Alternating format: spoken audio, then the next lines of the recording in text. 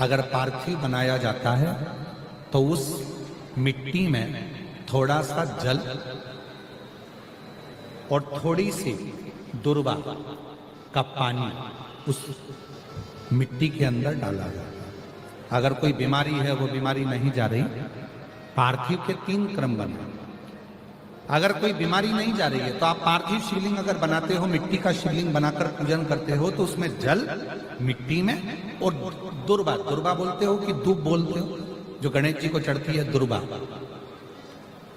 उसको पानी में डालकर उस पानी को मिट्टी में मिलाकर फिर पार्थिव बनाया जाता है रोग की मुक्ति के लिए। दूसरा, जिसको संतान नहीं है,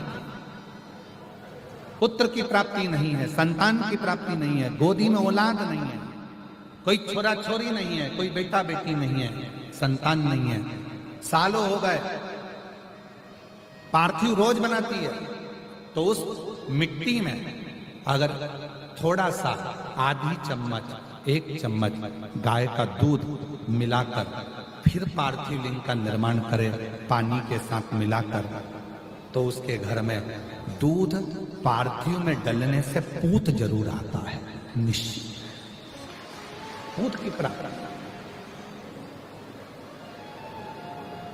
पार्थिव में मिट्टी के अंदर अगर आधी चम्मच भी गाय का दूध डाला, पानी डाला और पार्थिव शिवलिंग का निर्माण करा, जिसकी औलाद नहीं है, तो वो पार्थिव अगर बना रहा है, पार्थिव का निर्माण कर रहा है, उसका नियम है कि हर प्रदोष को, सोमवार को या सोमवार की अष्टमी को या कभी ना कभी उसका मन करता है तो पार्थिव लिंग का निर्माण करता है। अगर पूत नहीं है तो दूध का प्रयोग करे, तो दूध अगर पार्थिव में मिट्टी में डाला जाए, आधी चम्मच, 1 चम्मच, और पानी के साथ मिलाकर जब पार्थिव शिवलिंग का पूजन करते हैं, उसको बनाकर पार्थिव बनाने के बाद जब उसका पूजन करते हैं, तो वो दूध हमारे घर में पूत जरूर देता है। पहले नंबर पर है दुर्वा का जल।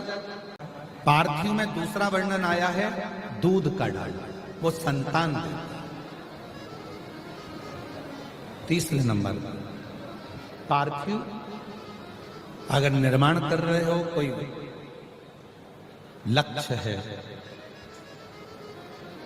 मेरा यह काम है वो पूरा नहीं हो रहा, बहुत दिन से अटक रहा, बाबा पूरा करना है, तो पार्थिव में चंदन घिस के, चंदन को घिसकर उसका थोड़ा सा भाग पानी मिट्टी में डालकर फिर पार्थिव का निर्माण करा जाता है, पूजन करी जाती है, तो जो तुम्हारा लक्ष्य है उस लक्ष्य तक बाबा तुम्हें पहुंचा कर ही रहेंगे। पार्थिव निर्माण के कुछ क्रम है।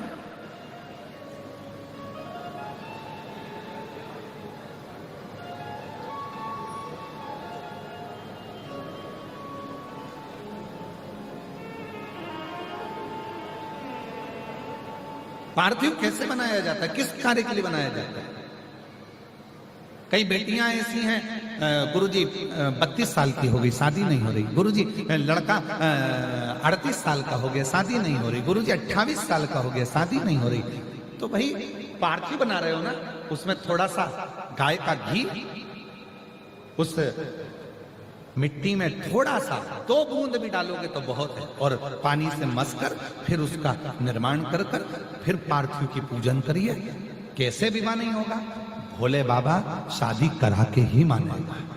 पार्थिव बनाने का नियम है, ऐसा नहीं है कि केवल पानी में मिट्टी को घोल लिया और पार्थिव लिंग का निर्माण कर लिया। हम 1.25 लाख बना रहे हैं, हम 2 लाख बना रहे हैं, हम 5 लाख बना रहे हैं, हम 1 करोड़ बना रहे हैं, हम 20 करोड़ बना रहे हैं। बनाओ, मना नहीं है, पर पार्थिव बनाने के भी अलग अलग। हमने इतना बड़ा शिवलिंग बनाया है, हमने इतना बड़ा शिवलिंग बनाया है, नहीं। अपनी हथेली को, अपने हाथ को थाली में रखो, अंगूठे को उठाओ, बस। इससे बड़ा शिवलिंग घर में नहीं बना, इससे बड़े शिवलिंग का निर्माण नहीं किया, बस छोटा, इससे छोटा, इससे छोटा, बड़ा। इतना बड़ा भी बनाओगे तो चल जाएगा, पर इससे छोटा, बड़ा। पार्थिव पूजन। अब कई लोग और महाराज कुछ नहीं सूझे, चारों तरफ जब दुख ही दुख दिख रहा हो, कष्ट ही कष्ट दिख रहा हो, एकांत में बैठकर मेरे उज्जैनी नरेश, मेरे महाकाल राजा को थोड़ा याद करना प्रारंभ करना, तुम्हारा क्लेश, तुम्हारी अशांति, तुम्हारा दुख धीरे धीरे समाप्त होना चालू हो जाएगा। समाप्त।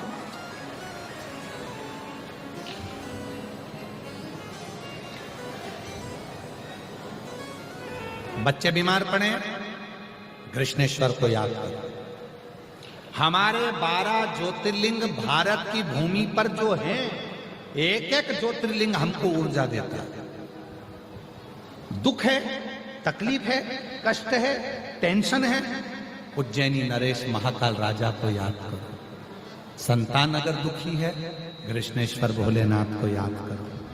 दुनिया ताने देती है, गाली देती है, अपशब्द कहती है, अपयश मिलता है, त्र्यंबक नाथ को याद करो। हाँ बेल मुझे मार, कोई ना कोई परेशानी रोज की आ रही है तो भीमा शंकर को याद करो। भीमा शंकर।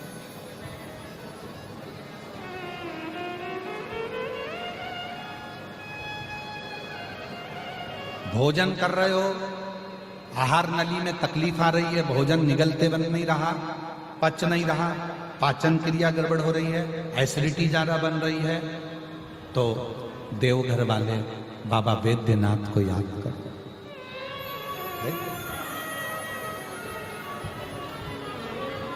नेत्रों में तकलीफ हो रही है, सोमनाथ को याद करो।